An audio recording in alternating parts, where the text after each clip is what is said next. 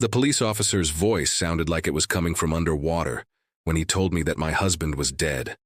I remember standing in my kitchen, holding a coffee mug that said "World's Best Wife" that Marcus had given me as a joke on our 10th anniversary, and I couldn't understand why the words weren't making sense. Dead. That word didn't belong in a sentence about Marcus. Marcus was 34 years old. Marcus had a dentist appointment scheduled for next Thursday. Marcus had just renewed our Netflix subscription. Dead people didn't do those things. Dead people were old or sick or had done something dangerous. Dead people weren't my husband. They weren't the person who had kissed me goodbye that morning and said he'd be home by 6. The officer kept talking.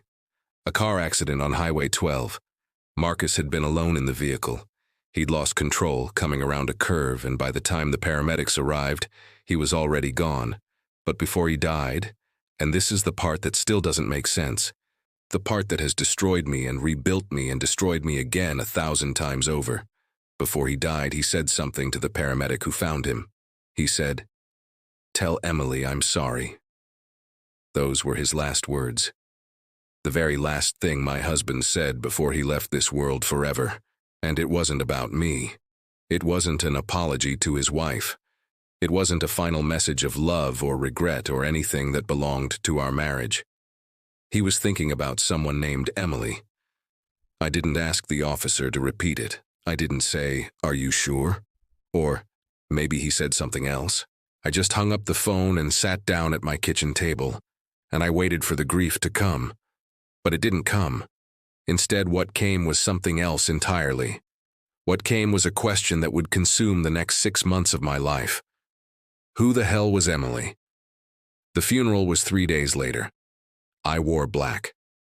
I cried in front of people who had known Marcus for years, people who kept saying things like, "He was such a good man," and "You two were so happy together," and "He's in a better place now."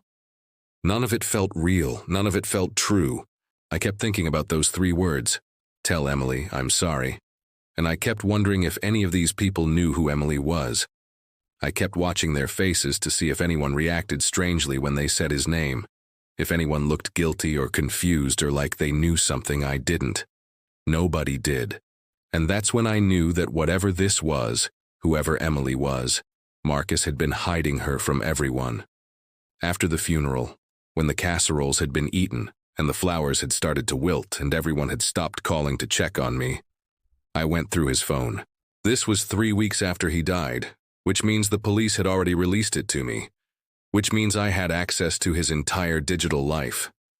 And I was terrified of what I would find. Part of me didn't want to know. Part of me wanted to believe that there was some innocent explanation, that Emily was a coworker or a cousin or his childhood best friend's daughter. But I already knew better. I already knew that my husband, the man I had married, the man I had built a life with, had been keeping secrets. His phone was a minefield, no passwords, which was somehow worse than if he'd had them. Like he wasn't even trying to hide. And I found her in his photos. Hundreds of photographs. Marcus and a woman with red hair and freckles standing on a beach. Marcus and the woman in a hotel room. Marcus and the woman at a restaurant, her hand on his arm, both of them smiling at the camera. The photographs went back years, not months, not weeks, years. I couldn't breathe. I remember sinking down onto the bathroom floor and trying to take in air, but it felt like my lungs had forgotten how to work. My husband had been having an affair for years, and his last words on this earth were an apology to the woman he was cheating with. His last words weren't for me. They weren't for the life we'd built together. They were for her. I found her name in his emails. Emily Chen. She worked at his company, which meant he saw her every single day. I found their conversation threads, and I read through years of messages, love notes, apologies, plans for secret meetings, arguments where she threatened to leave him and he begged her to stay. And then, about 6 months before he died, the tone changed. The messages became more distant. He was trying to end it. He was saying that he needed to focus on his marriage, that he owed me that much, that it wasn't fair to either Emily or me to keep living this double life. But Emily didn't want to end it. Emily wanted him to leave me. Emily wanted him to choose her, and in the final messages, written just days before he died, Emily was threatening to tell me everything if he didn't end our marriage. I closed the phone and sat in the darkness of my bathroom for hours. I was trying to process the fact that my husband hadn't just been unfaithful. He had been manipulated, or he had been in love, or both, or neither. I was trying to understand if his last words, "Tell Emily I'm sorry," meant that he was sorry for trying to leave her, or sorry for the pain he was causing, or sorry for dying before he could fix whatever was happening between them. I was trying to figure out if my marriage had been real at all, or if it had just been a cover story for the relationship that actually mattered. The next day, I did something I'm not proud of. I went to his company and I waited for Emily Chen to come out for lunch. I recognized her from the photographs, the red hair, the freckles, the exact same face that had been smiling at my husband in dozens of images. She didn't recognize me. Why would she? I was just another woman in the parking lot, and she was too busy looking at her phone, too wrapped up in her own world to notice me watching her. I followed her to a coffee shop. I sat 2 tables away and I just looked at her. I tried to see what Marcus had seen. I tried to understand what was so special about her, that he had risked his marriage, his reputation, his entire life. She was pretty, sure, but so was I. She seemed nice, but so was I. She ordered a complicated coffee drink and talked to the barista like she was genuinely interested in his day, and I hated her so much that I could barely breathe. I didn't approach her that day. Instead, I went home and I did something else I'm not proud of. I created a fake Facebook profile and I sent her a message. I said that I was a friend of Marcus's, that I had heard about his death, and that I wanted to reach out to anyone who had been close to him. I wanted to know if she'd like to talk about him. She responded within minutes. She was devastated. She said that Marcus had been her best friend, that she couldn't believe he was gone, that she would never forget him. Best friend. That's what she called him. That's how she described the man she had been photographed kissing in hotel rooms. The man she had been threatening to expose. The man whose last words had been an apology to her. Over the next few weeks, I pretended to be her friend. I asked her questions about Marcus. I let her talk about how much she missed him, how complicated their relationship had been, how much she loved him. And with every message, I felt something inside me break a little bit more, because gradually, through all of her words, I started to understand something. Emily wasn't some conniving homewrecker trying to destroy my marriage. Emily had been in love with my husband, and my husband had been in love with her. And they had both been trapped in this impossible situation, where they had to choose between what their hearts wanted and what they thought they should do. And then, one night, Emily wrote something that changed everything. She said, "I know this is going to sound crazy, but did Marcus ever tell you about his daughter?" I stopped typing. I read that sentence again and again, trying to make sense of the words. Daughter. Marcus didn't have a daughter. We didn't have children. We had decided early in our marriage that we didn't want kids, that we were happy with just the 2 of us. I remember having that conversation. I remember being grateful that we were on the same page about something so important. "I'm not sure what you mean," I typed back, my hands shaking so badly that I could barely hit the keys. "Yeah," Emily wrote. "I didn't think he would have told you. That was one of the things that made everything so complicated. Marcus had a daughter from before you guys got married. She was born when he was 19. He didn't raise her, her mother wouldn't let him, but he paid child support for her whole life. He saw her when he could, and I was the only person he told about her. I was the only person who knew." I felt the world tilt beneath me. Everything I thought I knew about my husband, everything I thought we had shared, was suddenly a lie. He had a daughter, a child, a whole entire human being that he had hidden from me for 13 years. And he had told Emily, his mistress, his affair, his secret love. He had confided in her about something he had kept hidden from his wife. I didn't respond to Emily's message.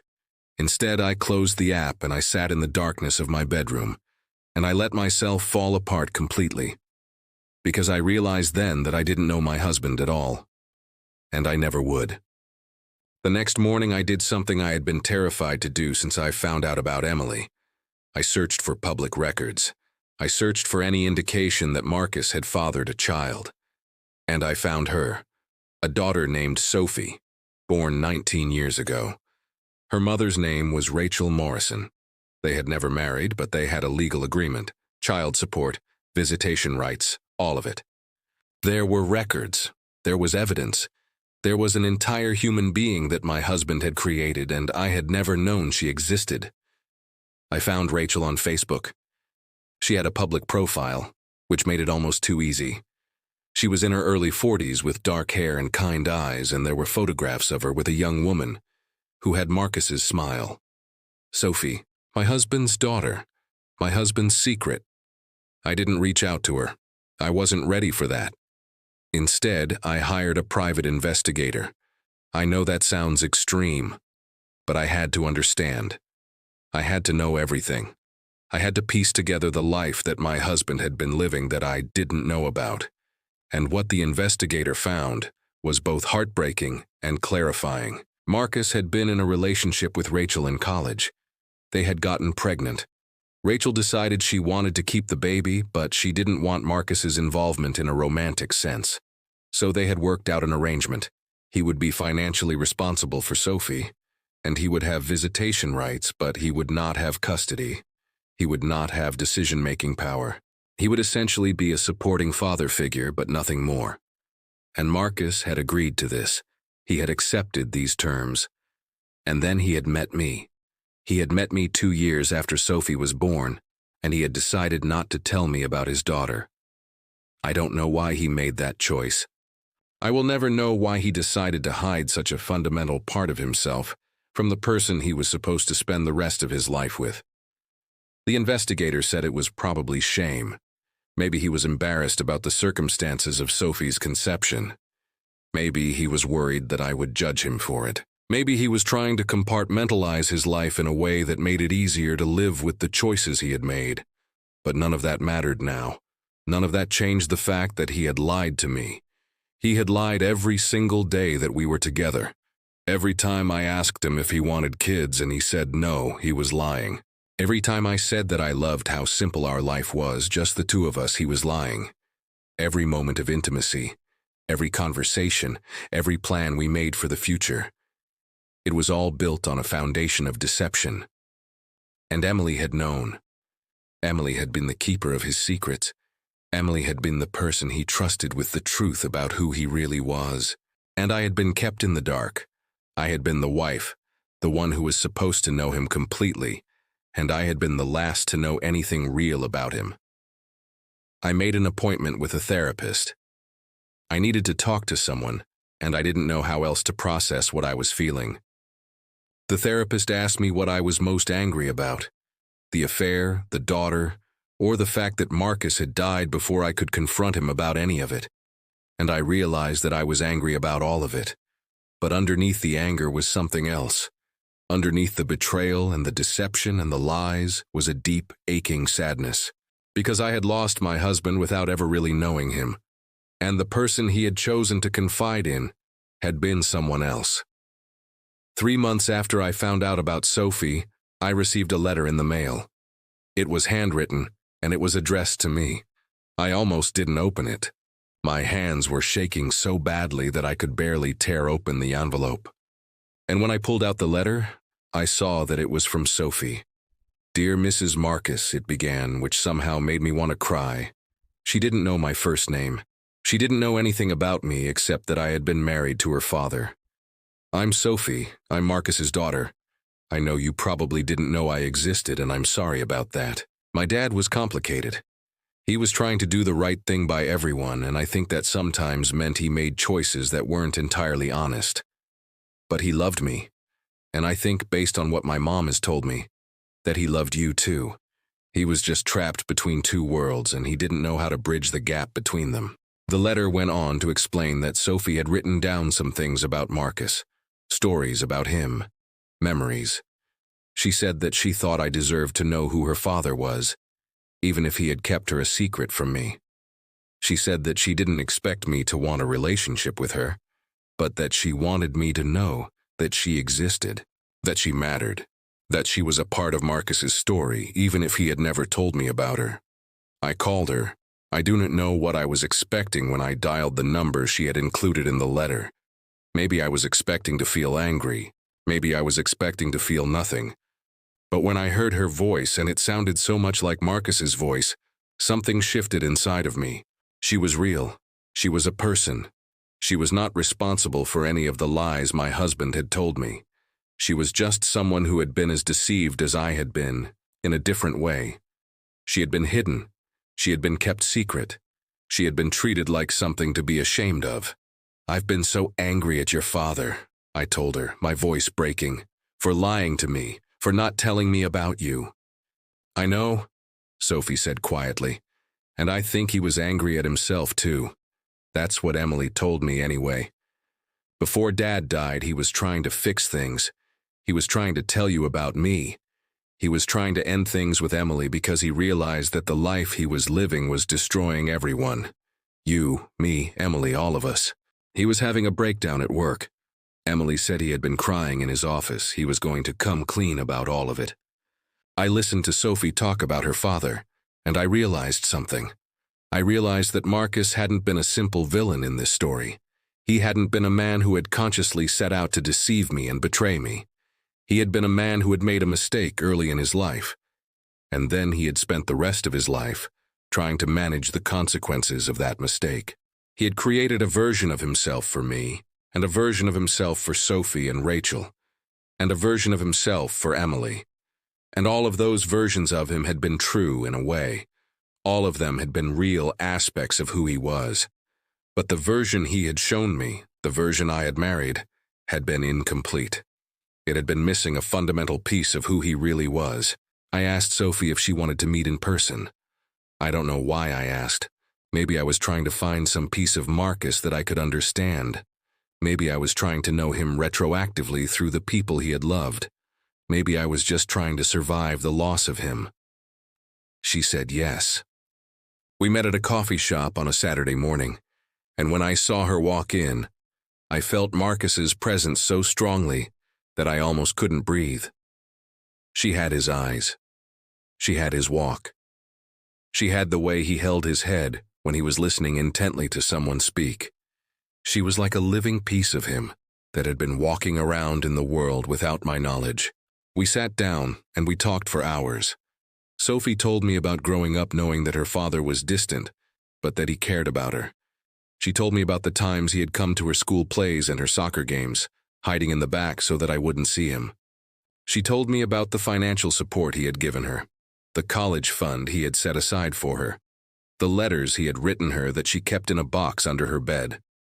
She told me about her relationship with Emily, which had been complicated.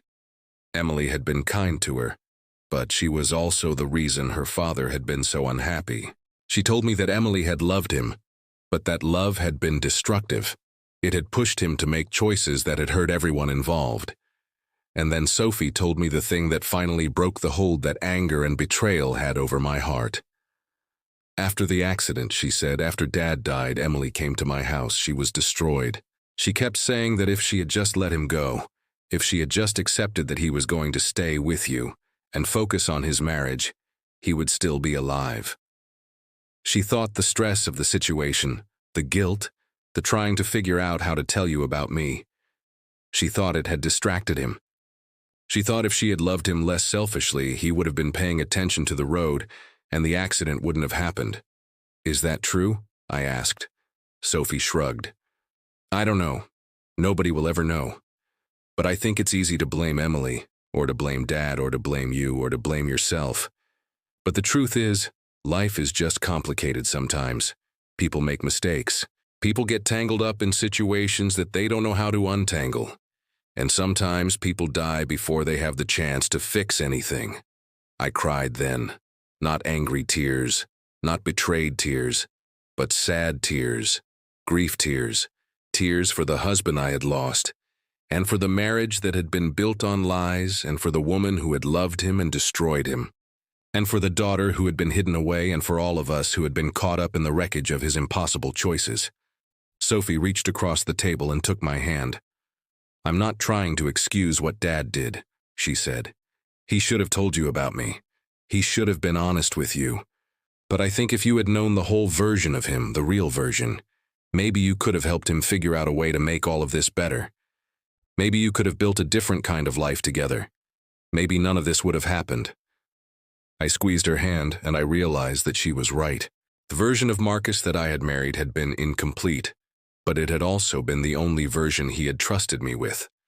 And maybe that was the real tragedy. Maybe the real tragedy wasn't the affair, or the daughter, or the lies. Maybe the real tragedy was that my husband had been so afraid of being truly known that he had compartmentalized his entire life. He had never let any one person see all of him. And in doing that, he had never let anyone love all of him. Not me, not Emily, not even Sophie. I looked at my stepdaughter, because that's what Sophie was, wasn't it? My stepdaughter, even if I had never known she existed, and I made a decision. I decided that I wasn't going to spend the rest of my life being angry at a dead man. I wasn't going to let the lies destroy me. Instead, I was going to try to know him now the best way I could, through Sophie, through Rachel, through the stories and the memories and the pieces of him that lived on in other people. "Tell me about your father," I said to Sophie. "Tell me everything. Tell me the parts of him that nobody else knows." And she did.